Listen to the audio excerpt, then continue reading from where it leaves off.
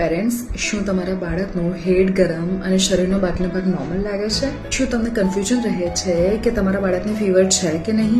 Late me break this for you. Well, mainly there are 2 reasons. Number 1, બેબીનું head size વધારે હોય છે. બેબીના બ્રેઇનનો growth પણ ઘણો ફાસ્ટ થઈ રહ્યો છે. નેચરલી જેનો ગ્રોથ ફાસ્ટ થઈ રહ્યો છે એનું બ્લડ સપ્લાય પણ ઘણું જ વધારે હોય છે. બ્લડ સપ્લાય વધારે હોવાના કારણે ટેમ્પરેચર વધારે રહે છે. તો તમે બીજા બધા પાર્ટ્સની કમ્પેરિઝનમાં જુઓ તો બેબીના હેડનું ટેમ્પરેચર વધારે લાગે. નંબર 2, બેબીનું ટેમ્પરેચર રેગ્યુલેટરી સિસ્ટમ હજી પ્રોપર ડેવલપ થયેલું નથી. એટલા માટે બોડીના અલગ અલગ પાર્ટ્સનું ટેમ્પરેચર તમને વધારે ઓછું લાગી શકે, which is absolutely normal. Parents, તમે એ પણ નોટિસ કર્યું હશે કે બાળકના હેડ, પામ, સોલમાં પરસેવો વધારે થાય છે. આ જગ્યાએ સ્વેટ ગ્લેન્ડ્સ હાઈ કોન્સન્ટ્રેશનમાં હોવાને કારણે પરસેવો ઘણો વધારે થાય છે, વિચ ઇઝ એબ્સોલ્યુટલી નોર્મલ.